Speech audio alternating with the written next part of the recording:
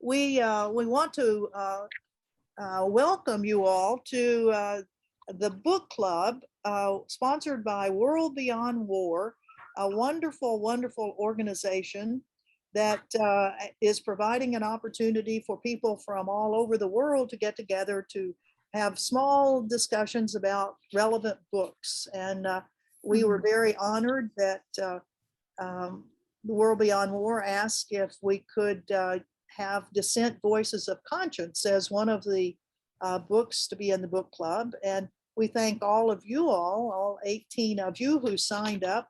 And they put a limit on the numbers of people that they want in the book club, so there can be a better exchange of views. So we thank World Beyond War for doing that. This is the first of 4 sessions that we'll have. This first session, we'll kind of run over the why the book was published. And then we have with us several people who actually took acts of conscience and are in the book with profiles of what they did and why they did it. And we've invited them to come and explain a little more about it and then give us an update on how their lives have unfolded after they decided to leave the government. And then we'll also have, we have 4 people that are with us from Japan, 2 of whom who have been very instrumental in the publication of portions of the book in Japanese. And we thank them very, very much for doing that. That's Hisai and Dorothy. And they've sponsored speaking trips for me to come to Japan and talk about the book. So that's kind of where we are. And we were kind of going through as people were signing on, of where people were. So we've got a few new people that have come on. So let's just run back through real fast so you'll know who your fellow participants are in this. Maureen, how about if you'll just tell us who you are and where you are at the moment. And you're muted right now. Thank you. Hello, I'm Maureen Ormond, and I'm in the Albany, New York area. And I think one of the books that you co-authored is going to be featured on the World Beyond War book series. Yes. Wonderful. Thank you. And Bruce, how about you? Hello, everyone. Bruce Shea. I am from Phoenix, Arizona area, but spending the summer in small town Dowagiac, Michigan. Escape the heat. Thank you. Susan?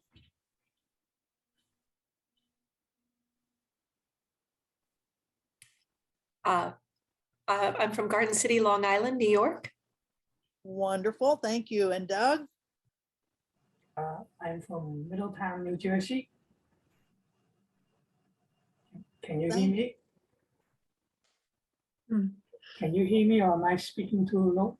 Yeah, no. Oh, we can hear you. We can hear you. Mm-hmm. Thank you. How about Jim? Jim Bearden? Yes, I as I said, live in Northern California, and a little town called Arnold is the closest town. I live right next to Calaveras Big Trees State Park, which has giant sequoias, the only state park that has that. It's about 2.5 hours southeast of Sacramento and about an hour and a half northwest of Yosemite. So somewhere in there. Great, thank you. Don Toe. Oh, well, I thought I'm from Middletown, New Jersey.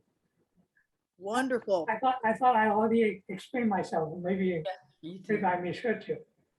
That's fine, thank you. And Don and I were on a big trip to China. He is an organizer of wonderful trips to China that explain what happened during World War II in China. Thank you. And Doug Loomis, how about you from Okinawa? And you're muted right now.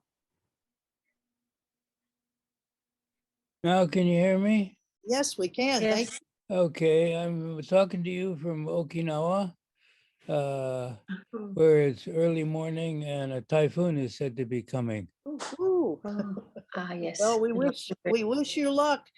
Doug is with our Veterans for Peace chapter in Okinawa and has been the host of many of our delegations that we've sent to Okinawa.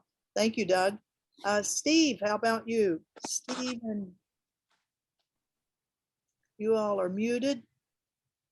They may have taken off for a moment. Let's see. Yeah, I'm Lynn, here. Lisa- Yeah, I'm in I'm in Sunnyvale, California. I read your book years ago, but it was a pleasure to read it again. So I'm looking forward to this. Thank you, Steve. Okay, and then Lynn Mason and Steve Fry. Hi, this is Lynn and Steve. I'm so happy to be here. We're both happy. We're both connected. We're from Connecticut, New Canaan, Connecticut, and we're connected with the Tree of Life Educational Fund, which does cross-cultural educational experience with Palestine and the United States. And just that's how we came into the circuit of Ann, and very happy to be here. Thank you. And Virginia? Yeah, I'm from Marblehead, Mass. Thank you. Masahito? Oh, I'm from Japan, Yokohama, under the undemocratic Olympic Games. Yeah. Well, you're having your hands full with all those games and COVID and the weather. That's for Right, sure. right. Thank you. David, how about you? David Brookbank here in the record heat and extreme smoke of Spokane, Washington. Thank you. Arnie Kotler? I'm on Maui, just 1 or 2 channels south of Ann. Channels across the Pacific. Hisai?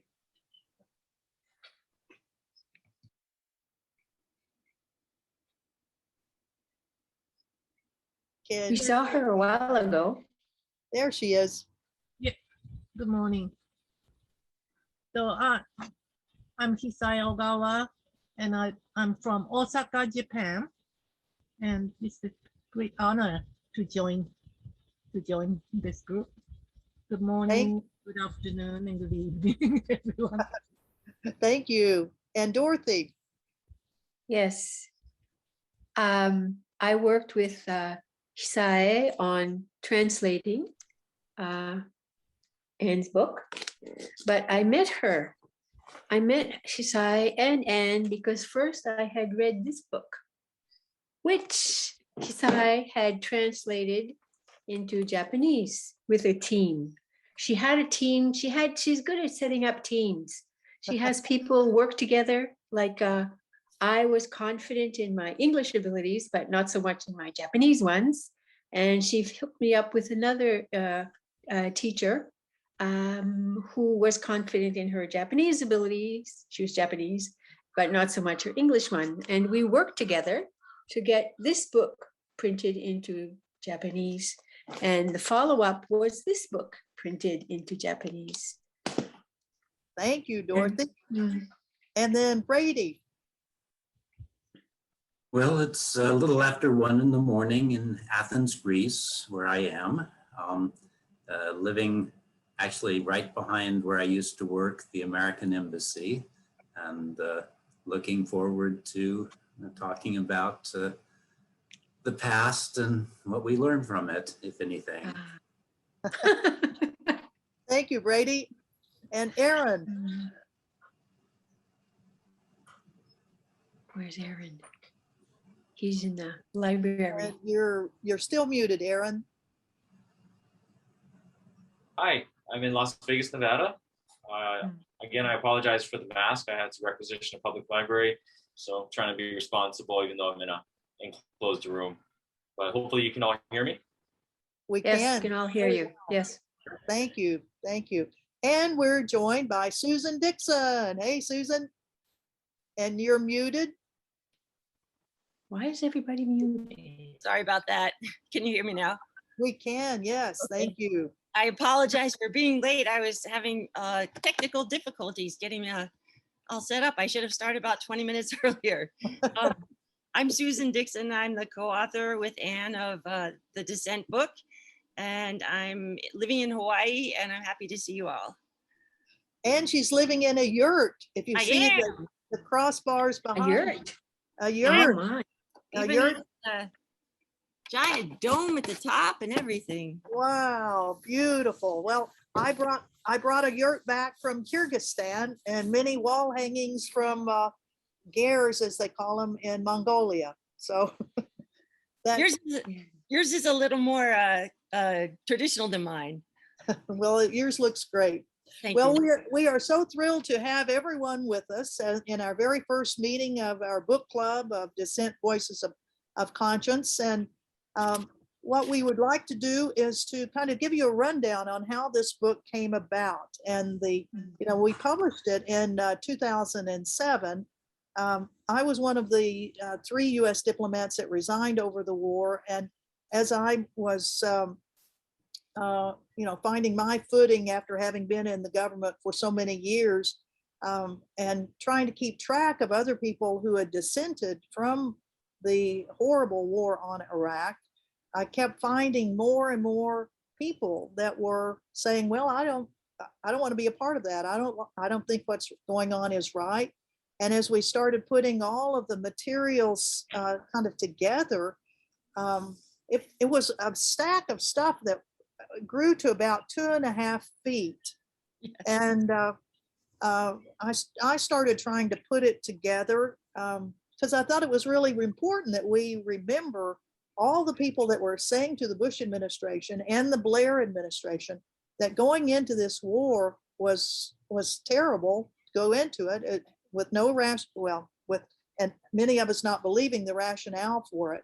So I started collecting it and got to a point that it was like, wow, I don't know how to put this together. And fortunately, Susan Dixon was teaching at the University of Hawaii, and she was teaching a course called The Geography of War and Peace. And she was kind enough to ask me to come over and speak to that class. And I mentioned, the materials that I had collected, giving the story of why I'd resigned from the government and all. And Susan became a person who said, well, I think that book needs to be published. And at a certain point, which Arnie Cutler can tell us about in just a few minutes, Susan stepped up and became the co-author. And Susan, could I ask you to give a little rundown of what you did and what you've been doing since the publication? Sure, thanks, Anne. And I'm so grateful you asked me to be the co-author. And Aaron and Brady, I especially wanted to say hello to you both because it's interesting to meet people we've written about and talked about so much. So it's really nice to see your faces and hopefully get to know you just a little bit today. So yes, like Anne said, I met her.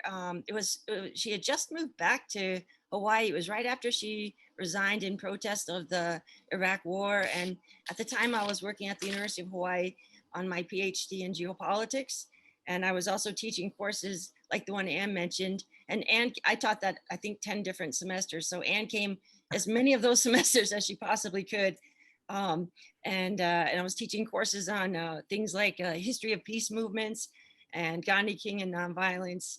Anyway, so in asking Anne to guest lecture for me, I started talking with her more and more and learned the stories that she literally, she's not kidding, because she and I think we were one Sunday in the office of the geography department photocopying this ginormous pile of everything and trying to figure out how to get it out to the world, because I think like she felt, when I started hearing the stories, I felt angry, especially that not just the content, but the things that were being hidden from the people, well, especially in the US and the UK. And so I was thinking about, for example, the illegality of it. And didn't you teach the law of warfare at Fort Bragg? Isn't that right? I did, yes. Yeah, so you are quite knowledgeable about that part. So just the illegality of it, I think the lies, for example, that the US had already started bombing Iraq in August of 2002, rather than March 2003, like we hear, because the Bush administration was trying to goad Saddam Hussein into reacting, but then to the world stage, it would look like he was being the aggressor. And also the other thing that really bothered me was the consequences that a lot of these brave individuals who either leaked information, refused to follow orders, or resigned, things like that, the consequences like getting fired, losing their reputations, or having them smeared, getting death threats. And one case that immediately stood out to me was the case of Joe Darby. He's the man he was a military policeman in Iraq in 2004 at Abu Ghraib prison. And he's the one who released the CD of all those infamous, horrible photos. He followed the chain of command. When he was promised anonymity, he agreed to hand over the CD to his criminal investigative division. And they said, yes, we'll keep you anonymous. And so the investigation was going. And then a couple of months later, he was sitting in his mess hall in Iraq having dinner. And the TV was on showing 60 Minutes back in the US. And he heard Secretary of Defense Donald Rumsfeld say, we'd like to especially thank Joe Darby for turning in the photos from Abu Ghraib. And Joe Darby thought, anyway, he was immediately evacuated from Iraq. As he was flying back to the US, they asked, where do you want to go? He said, home. They said, yeah, no, it's not going to happen. You already have too many death threats. Your wife's got death threats. Anyway, they went into protective custody. He had to have surgery on his face to get his facial features altered so that he wouldn't be recognized. I mean, anyway, what happened to him for doing what seems to me as the most right thing he could have done, and the consequences to him were just astonishingly horrible. His life is different from the rest of, his life is he doesn't get to see his family, all those things. And lastly, just real quick, since 2007, let's see, I finished my PhD in geopolitics finally, and I taught at the University of Hawaii for a while. Then I got a job at the Australian National University in Canberra, and Anne actually visited me there, which was fantastic. And she stayed overnight. So she gave lectures on the North Korea, South Korea DMZ walk, and then also on Israel and Palestine. So that was fantastic. Anyways, so I got hired to create a new program in peace and conflict studies there. And I also taught a bunch of classes. So since then I moved back to the big island of Hawaii. I live in a yurt and I'm off grid. Off grid, wow. Oh, well, and she forgot to say that she actually put on hold the completion of her PhD thesis for a year to help us put this book together. I did hear a few bad words from my advisor on that and my mom too. But other than it was so worth it. I was just so mad. I just wanted to try to get the stories out to as many people as possible. So it was so important to me to be part of this. Thank you. I thank you very much, because if you hadn't done that, it would not have come, the book would not have gotten written. Well, and you can tell by the 30 pages of footnotes that I'm the one who does lots of research and have to say where every single thing came from. Well, and that's what makes the book so good, because you can actually track back and see what was going on through all these footnotes. And the person that helped us get all the footnotes in and actually kept pushing, saying, you need to get moving on this thing. Time's a wasting. The war's still going on. Arnie Cutler, the publisher of Koa Books at the time, you were the spearhead behind all this. Would you please give us a rundown on what all, from your perspective as a publisher, how did this work? Thank you, Anne and Susan. Hi, Arnie. Hi, Susan.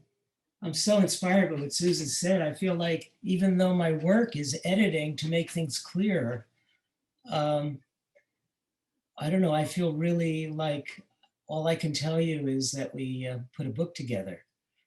I was having dinner with Sulak Sivaraksa, a Thai Buddhist activist in Honolulu, and Glenn Page was there, the Center for Global Non-Killing at the University of Hawaii.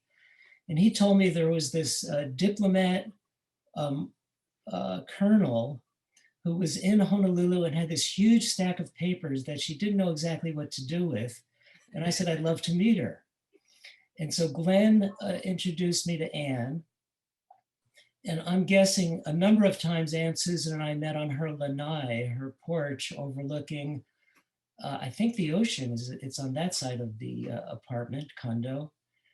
And we talked about it, and it was really a big pile. It was really hard to figure out how, I was well aware that everyone was lying about the war. That was just like such a no-brainer if you weren't sort of financially or ideologically committed to thinking otherwise. And Anne had the documents to just confirm the extent to which Blair and Bush were in cahoots and both lying at the same time. And some of this information didn't really get public for another year or two, or sometimes longer. And it's in this book, put together in 2007 and published in 2008, with all the scoops. I mean, it's all there, including all the heroes, including Brady and Aaron. We worked and worked, and finally the book began to take shape. And Susan came on board early on, but at first it was just me, Anne, and this pile, or it was Anne and this pile and me trying to figure out if I could help. I had just started a publishing company, my second company on Maui here, called Koa Books. Koa is the Hawaiian word for warrior or soldier.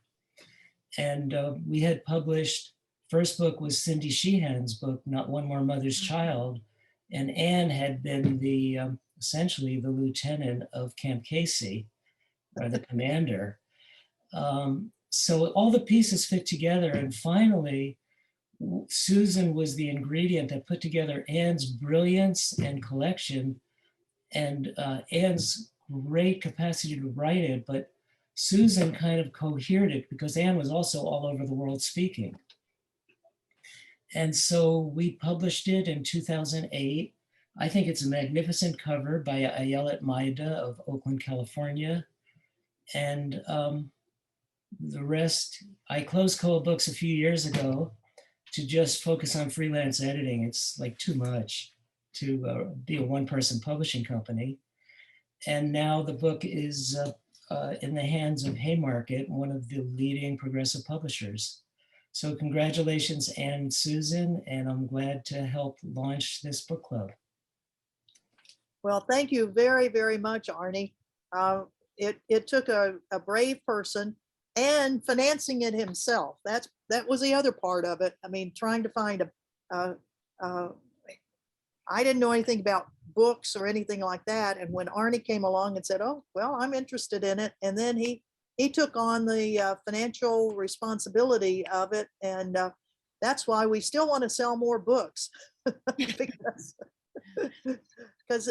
these types of books aren't bestsellers, although they should be. But we thank you very, very much, Arnie, for having the faith in this book to publish it. Thank you very much. And the stories that we tell, as Susan referenced, are so compelling. And the people that really stepped out and gave up their careers on a point of conscience, on their feeling that things were not right and they weren't going to be a part of it, even though they were U.S. government employees. And the very, very first person that resigned over the war on Iraq was Brady Kiesling.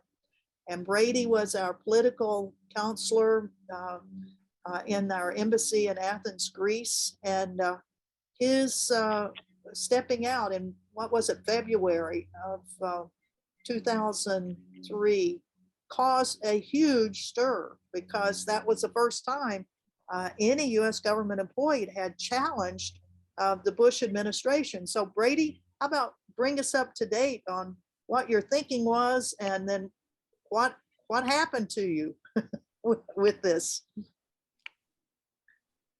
Well, I have to say that it's the best decision I've ever made to speak out. It's led to a certain amount of poverty, a certain amount of depression, but also meeting some good people and being able to reshape my life around things that interest me. And I guess the governing theme of everything I've done is that if somebody else is doing what needs to be done, I'll sit back and relax. But in the case of the Iraq War, it seemed that everyone was just marching like robots toward, it was clear the war was going to happen. It was clear the war was completely, well, idiotic. Let's not talk about the moral part of it. I was a political officer.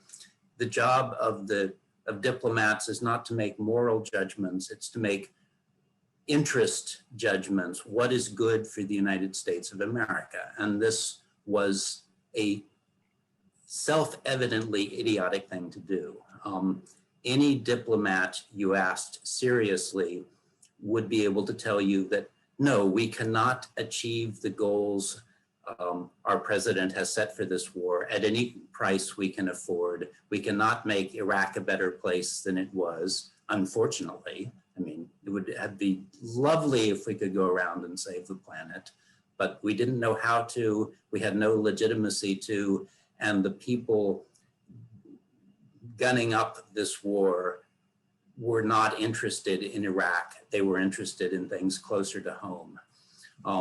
Anyway, so after sitting and watching diplomats be marginalized, the work I was doing, trying to sell the war to the Greeks, who were not dummies by any means. At a certain point, it became clear to me that if the purpose of diplomats is to allow the President of the United States to do stupid criminal things, there's no point in being a diplomat. And I thought, if I resign, then I have a moment to speak out. And so I'm proud of my letter of resignation to Colin Powell.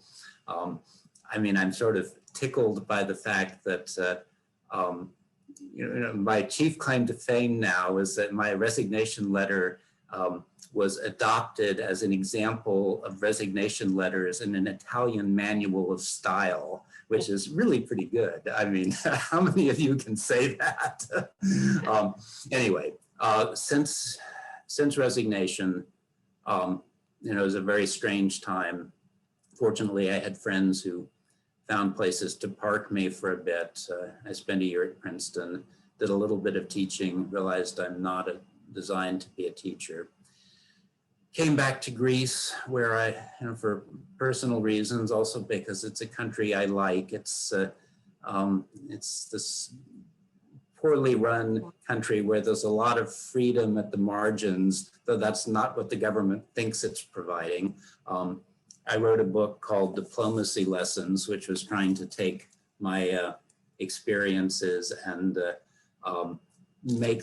essentially make diplomacy intelligible by pointing out that about 98% of what diplomats do is in a parallel bureaucratic universe that has nothing to do with the real universe. And when we forget that fact, we end up stepping in very deep, smelly stuff. So anyway, I wrote that book, which, had a polite ripple of attention, but nothing serious, did not make me wealthy. I then spent several years researching and writing a book on a Greek terrorist organization.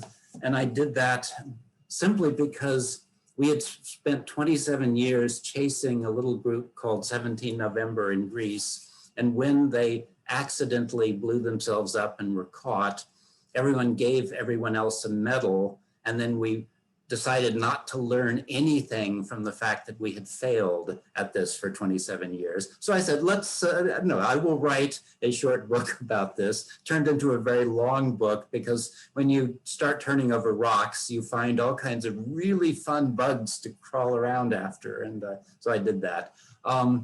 My latest project has been going to return to archaeology, which is where I started with a free app, essentially taking all of ancient Greek literature and putting it on your telephone for free, indexed, so wherever you are, you will read whatever ancient author has to say about where you are.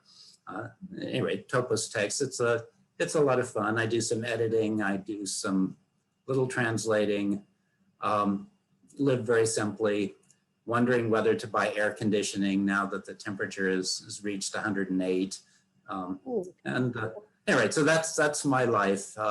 But the short answer is, you know, you go out the door, slam it behind you, and then have to keep looking ahead because you can no longer look back once you slam that door. But there's always something out there. Well, thank you, Brady. Yep, there's always something. And I've seen Brady several different times in Athens as we have the Gaza Freedom Flotilla that has tried to take off from Greece several different years. And please give Regina my very best, his partner, a lovely lady there. And the app that you created when you were showing me that, holy smoke. I mean, it is really an unbelievable resource, a historical resource for anyone that's interested in Greek history and mythology and writings and everything. So that's really wild. Well done. Well, thank you. You're welcome. Well, we'll have some time in a little while that we can have questions coming back to each of our people that we've had in the book. I'd like to go ahead and go on to Aaron Watada so that we'll get the wide view of what people had done among our guests today. Aaron Watada was a first lieutenant in the U.S. Army. He had already been assigned to been in an assignment in Korea.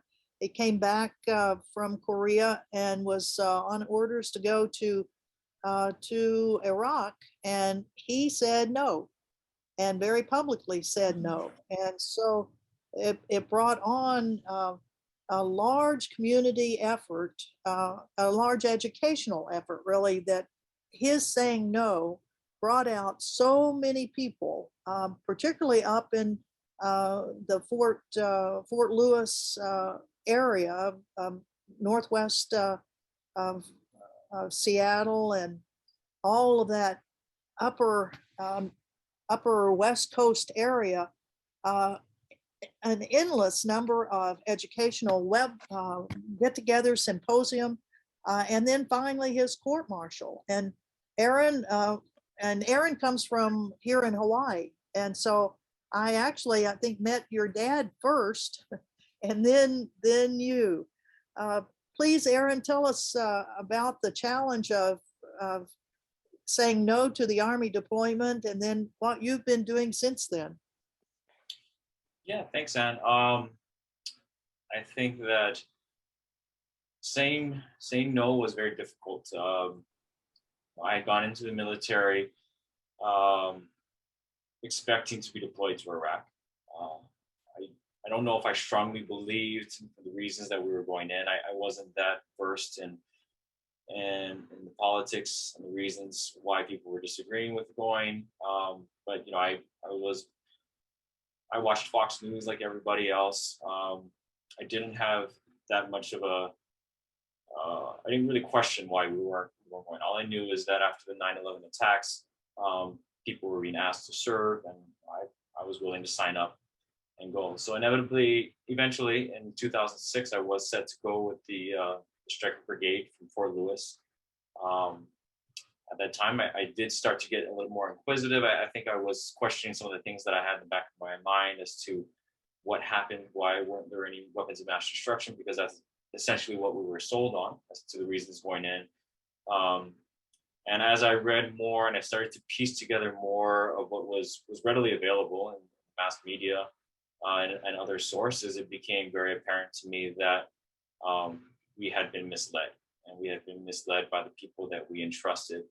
And I think for me, it was a very sad moment, because it really questioned what you were doing, why you were in this uniform, why you were willing to sacrifice your life. And it's still at that point, I was pretty willing to go. I wasn't happy about it anymore. I mean, well, I don't know. No one's really happy to go to war or conflict or be deployed, but I no longer believed in what we were doing. And I felt extremely trapped. I felt very depressed for a long time. And like Mr. Brady said, you know, you can sit back and say, well, why isn't anybody doing anything? Why aren't people trying to stop this? You know, why aren't people speaking out? And I came to the realization that I'm a person too, that I have a responsibility, and I can, no matter what the consequences might be, no matter what little the impact it might have, I can do something. And so then I had this epiphany. I wrote a letter of resignation to my commanding officer. I didn't win any accolades for that that letter, but for my troubles, I was eventually court-martialed, and I was very fortunate for many people to rally to my cause and to support me. Very fortunate and grateful for all of that, including yourself and Colonel Wright. And I was court-martialed, but the trial ended in double jeopardy, so I was not convicted. Essentially, the Army was unable to court-martial me any longer, and so eventually they just allowed me to separate. Are you still there? It seems like the screen might have froze here. Yep, we're still here. Okay. All right, and so that's kind of it in a nutshell. Since then, after I got out of the military, a family member of mine asked if I would help run a restaurant with him, and that's what I did for 6 years. That was very challenging in its own way. There were a lot of long days, 16-hour days, sometimes 18-hour days, very little sleep. But we found some moderate success, and so I did that for about 6 years. I eventually said, I've had enough. So I left. I went back to school for a couple of years and became a registered nurse. And I worked at some local hospitals here in Las Vegas. And of course, COVID hit, and I've been doing travel nursing since then. So I've been around the West Coast. Yeah, that's what I've been doing up to this time. Wow. Wow. Well, you've been around the block. In fact, I remember somebody saying, hey, Aaron's running, he's got a restaurant in Las Vegas. It's high-end hamburgers. So what? Hamburgers. And yeah, well, and then you were on, what's that burgers, that TV show that goes around to the very best? Drive-ins and dives, yes. Well, it was my brother, not me. But yeah, he was the chef. He was the creative. He was the talent. So yeah, he was on the show. But I was behind the scenes, washing dishes. Well, it is a very successful restaurant. And do you have 2 or 3 restaurants now, or what do you have? I left it to my brother again when I started nursing. So I believe, I'm not sure. I think there's maybe a couple restaurants, but I kind of left that to him, and I moved forward in the medical field. Yeah. Well, we are really thrilled that you are a registered nurse and are helping out with this horrific pandemic that we have. We certainly appreciate your, being careful with the mask in the public area there at the library.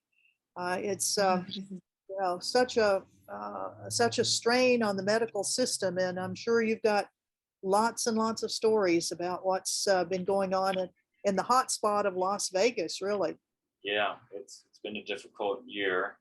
It continues to be challenging. Well, I'm sure it is. I'm sure it is. Before we open it up for questions, I want to very quickly just have a little video that comes from an interview that John Brown, the second U.S. diplomat that resigned over the Iraq War. I want to at least show a little bit of that so that you all will know about John. And as I mentioned, perhaps before some of you all came on, John does not do Zooms. He says he does a bit of computers, not a lot. He does have a blog, but he said, I'm not Zooming on this thing. So let me see if I can find Wouldn't you know it? Yep. This, that's not it. This happens to me all the time because I'm not real good on this either. I tell you what, I will kind of look around and see if I can find it in just a minute. So why don't we go ahead and then before we have the questions, I just wanted to offer Hisai Ogawa an opportunity to talk about how important she found the stories of people like Brady and Aaron, how important, and that she and others that she worked with decided that they wanted to publish an edited version of this in Japanese. Hisai, would you like to go ahead? And you're still muted.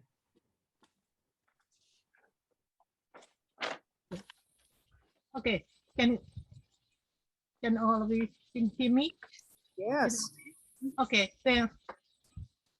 So thank you again for letting me in this very, very important Zoom meeting.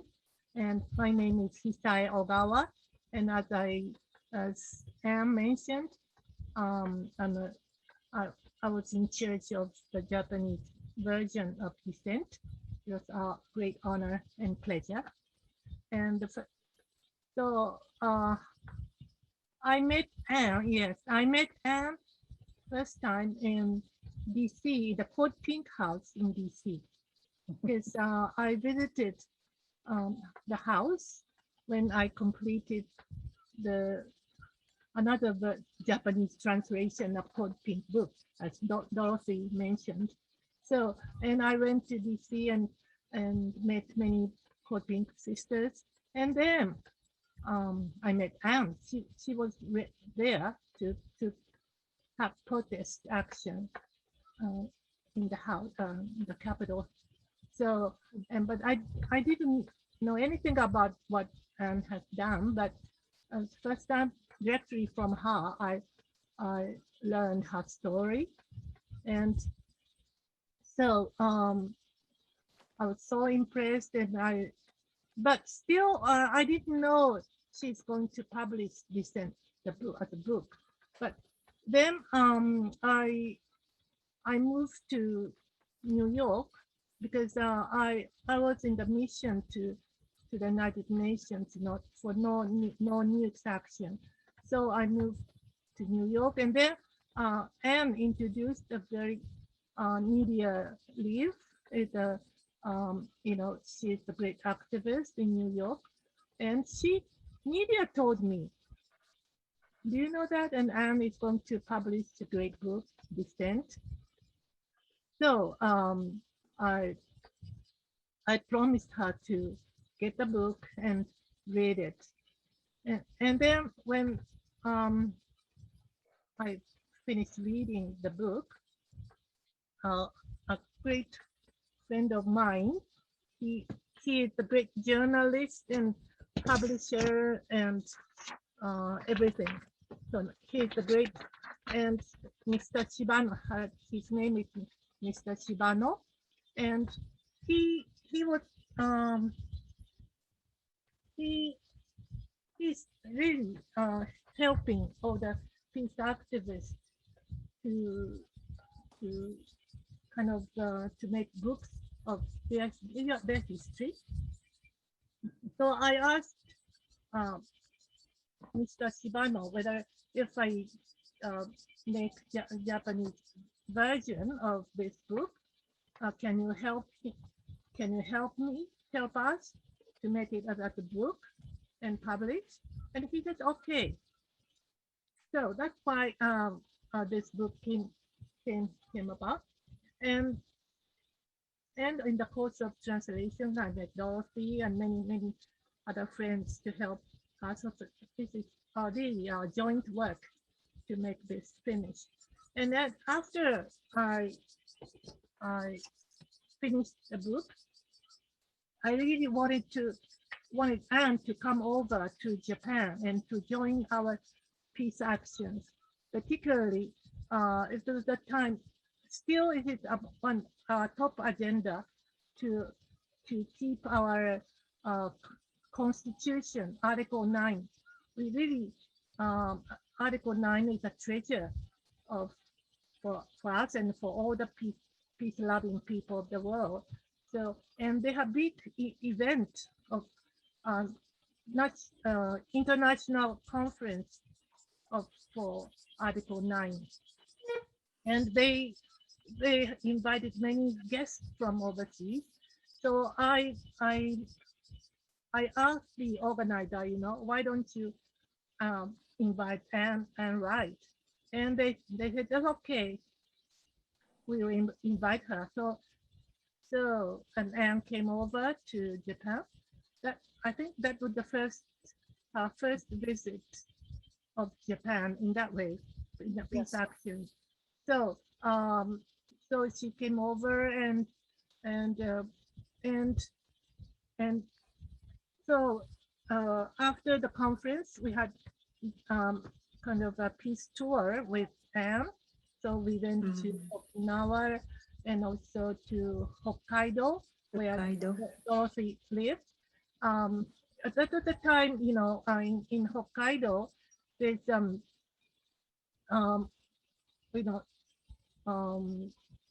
self-defense forces based all over Japan, and the big base sort of dream side of, and so anyway, in Hokkaido there's a big peace action, and so we joined that action because because at that time America U.S. Army sort of talking about with Japanese government to have joint drill of firing range sort of. So and so we went there, and Okinawa and everything. So and then Isai, if I could just interrupt for a moment, because we only have about 10 minutes left. Okay. And let me see. Okay. So this is the book, and this is the booklet sort of Mr. Shibano edited, and this, in this booklet, Anne is the kind of Statue of Liberty, sort of the symbol of the peace. So he'll be very glad that I think he is with me now, although he passed away. So, passed away, yes. Mr. Shibano was such a wonderful man, and putting these books together with to help in Japan. Oh, here's a photograph. Yeah. To help people in Japan understand how the United States had gotten involved in this. And Hisai, we can have more time in the other sessions and talk a little bit more about it. I'd like to go ahead right now and ask if there are, and thank you very much. And of course, the opportunity to speak in Japan has been so meaningful and important. And we thank you very much, both Hisai and Dorothy, for the work. I'd like to now ask if there are questions that people have of Brady and Aaron about their decisions to resign and then what they've been doing. If you could kind of raise your hand somehow so I can see it, and then I'll ask you. We do have a kind of a time limit of right around an hour for this, so we wanted to give you some more time to ask specifically to Brady and Aaron. David, why don't you go ahead first, and then Virginia after that, then Lynn. Yes, in the early 1990s, I was briefly in the Foreign Service. And one of the things that happened while we were in our training was that we, Tex Harris, some may know Tex Harris, And also a reference was Ambassador Robert White. So people that spend a whole career in the Foreign Service, or a similar thing would be people that spend a whole career in the military. And I just wonder how you approach, and I was a mismatch for that, so I left, and not as a dissenter per se, but understanding what it was all about. So what do you say to young people that might want to pursue their careers? Certainly if someone's in the Foreign Service for 20 or 30 years, they've learned a lot and they're in a position to perhaps make an influential decision. But what about the young person that wants to go in and is, optimistic and sees that, well, maybe I can change things from inside? Do you encourage that, or do you say, look, you could do better as an activist, which is a path that many of us have found ourselves in at different points in our life? So that's my question. Go ahead. Want me to speak? I keep telling people, young people that I meet, that the Foreign Service is one of the great careers in the world. And that the world needs diplomacy. It's a fascinating intellectual, moral, every kind of challenge.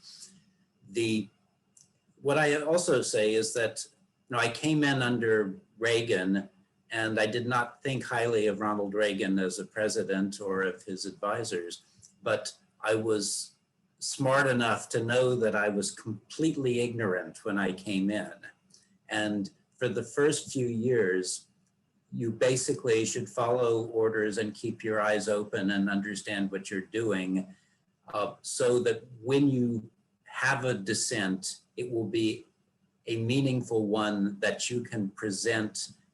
Be sure that you are right. I know this is tough, but the price of influence in the Foreign Service is the discipline that you have showed for several years before then. And the only reason anyone read my letter was that I had spent 20 years before as a diplomat accumulating some credibility to say what I said. Thank you. Virginia? Yeah, I have a question that's closely related to that. What would you recommend in terms of changing the diplomatic corps so that when diplomats did see how things were being done incorrectly, they had more leverage or power to influence change? That's a hard one, because diplomats are both diplomats and bureaucrats. And the two careers are very separate and take different skills. And unfortunately, it's easier and more rewarding to be a bureaucrat than a diplomat. And also, the mere fact of spending time getting to know foreigners, figuring out how to be persuasive with them, will undermine your credibility with the people back home that you have to persuade of the rightness of your policy proposals. It's a delicate balance. At various times I've had various thoughts on the subject. I don't remember what they are at the moment, except to say that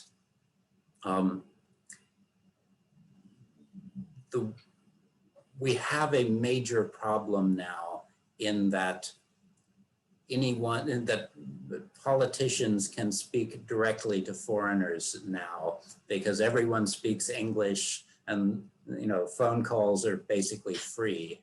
And it used to be that US policy was mediated through professionals whose job it was to lubricate human interactions and make them safer and cheaper. That lubrication doesn't take place now, and and that has its good effects and its bad effects. More, I think, bad effects in a way. Yeah. Thank you. Could I have a question to Aaron quickly too? Aaron, what did your court martial cost you financially, and what did it cost you in terms of your reputation? Financially, I think I was very fortunate. I had lawyers who were willing to work pro bono. Oh, good. Again, grateful for that. A lot of financial donations came in. I had parents who were very supportive. I'm grateful for that as well. They often went on my behalf to speak on my behalf, and donations were made in my legal defense. In terms of my reputation, I guess within the military, I was relatively a junior officer, or low-ranking junior officer. So I don't think I had much of a reputation. Within my unit, I was immediately ostracized. No one wanted to talk to me. And people would talk and say things in front of me as if I wasn't there, but they would say things for my benefit.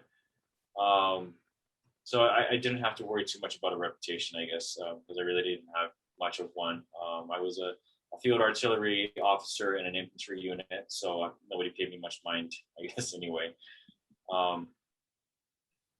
As for what happened after, when I got out of the military, there were a lot of people who came to work for us. Not a lot. There were a handful of people who came to work for me, and they did say, "Oh, are you that Aaron Watada?" And they actually were pretty supportive. As I work here and there, people eventually, everyone tries to Google your name, no matter who you are, and eventually people will find out who I am. At this point in time, I think, especially with the younger generation, they don't really have much of an opinion on the war, one way or the other. So fortunately, with that, I haven't had to face too much, I guess, negative things said my way at this point. No, that's good. That's good. Well, and Aaron was one of the, a great symbol for GI resistance, and his coming out, even though he was a junior officer, there weren't many officers that were doing that. We did have some general officers that you can read in the book had signed statements, but virtually all of them had already retired. So we did have enlisted men and women who said, no, I can't do this. But Aaron was one of the only officers that we had. And I know that he spoke at our National Veterans for Peace Convention in Seattle as all of this was starting to happen, as he had already made his public statement. And he really has been a symbol of resistance to unjust wars. So we thank you for the burden that it has to, that you've taken up. Thank you, Aaron. Thank you. Let's see, Lynn Mason and Steve Fry. Brady, this question is for you, and I respect everything both Aaron and Brady have talked about tonight. You talked about, Brady, in your resignation letter, which gave me chills for about a half an hour, about the dismantling of our international relationships coming out of the Iraq War. Do you see that it's getting worse, better, the same, nothing with the last two presidents and our current president? Can America recover from that? America definitely can recover in many respects. Obviously, from a diplomatic point of view, Donald Trump was a disaster. Of course, yes. Barack Obama, just by existing, improves America's reputation internationally quite a lot. And we could argue that he did not use that goodwill as effectively as he should have in shifting some U.S. policies, and that's another question. And Biden is right now doing a good job of at least saying, rhetorically, that the United States will take a leadership position in various key issues. Obviously, you get leadership by spending money and by spending it intelligently. The United States is not good at spending money intelligently, largely because the US Senate is not going to allow a Democratic president to look good on the international stage if it can help it. This is this is a serious problem we face now. That said, human beings read personalities, they read faces. It is possible, the US has an easier time showing a decent face to the world than many of its great power rivals, or if rival is the right word. So I'm sort of optimistic about our image. I'm less optimistic about our ability to translate pious speeches into practical action. Thank you. Thank you. Steve has written in the chat that his camera is not working, but he mentions that WikiLeaks revealed in 2010 that the Clinton State Department issued an order to spy on UN officials. This can happen again if nothing is done. I am not too sure. I wouldn't doubt that's true at all. I mean, I have no doubt about that. And certainly we have the example of a person that's in the book, Catherine Gunn from the UK, who revealed that the US under the Bush administration. That was a signals intelligence letter, correct, Dan? The one that they tried to rig the vote at the UN Security Council for the 2003 invasion of Iraq. Yeah, that was actually Catherine Gunn in the UK who was told that for GCHQ, correct? Yep. Yes, that they needed to listen in on all the UN conversations, phone calls, and that way both the US and the UK could try to convince countries that were not going to vote for a war on Iraq to try to get them to vote. Catherine Gunn, there's been a movie that's been made about her and what she did. She didn't go to jail, which is quite remarkable because the Brits folded at the last minute because a revelation was going to come out that indeed the British legal system had been kind of hogtied and had actually behind the scenes had said, yes, we should not be going into this war because it's illegal. But that view was silent. Susan, do you want to talk a little bit about that? I think you wrote the chapter on Elizabeth Willems first. Yes, I did. And Catherine Gunn, and the movie you just mentioned is Official Secrets from 2019. If you're interested in watching to learn more about Catherine Gunn. Sorry, I'm just trying to think about how much time we have, trying to shorten down my response here. Yeah, basically the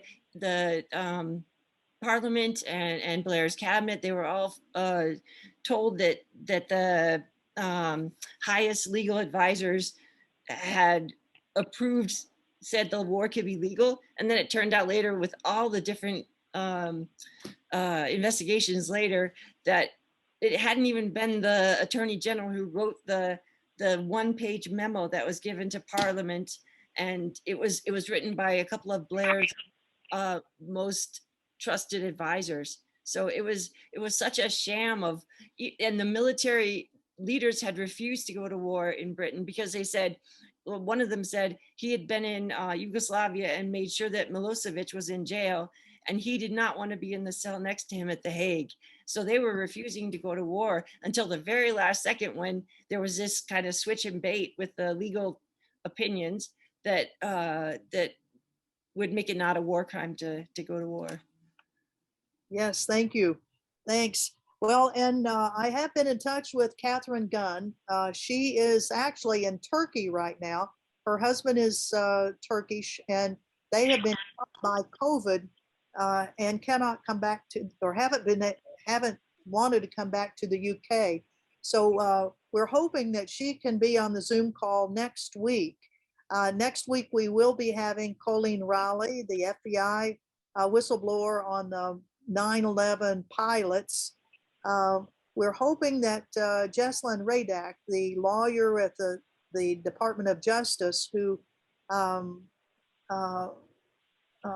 She just recently defended Daniel Hill, I believe, correct?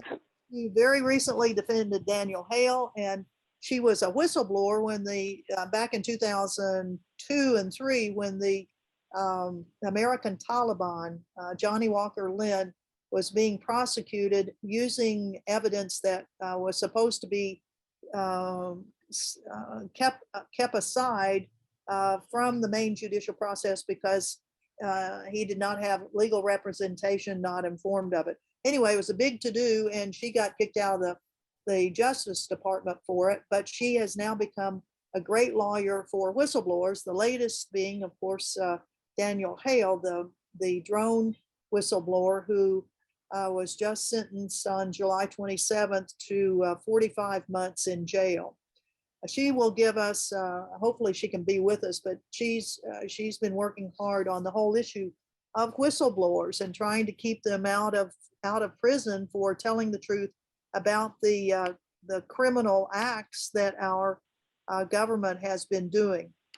So I think we've come to the end of our 1 hour, which is what World Beyond War has with this. And I want to thank very much our two main guests who are featured in the book, Brady Kiesling and Aaron Watada, for being with us.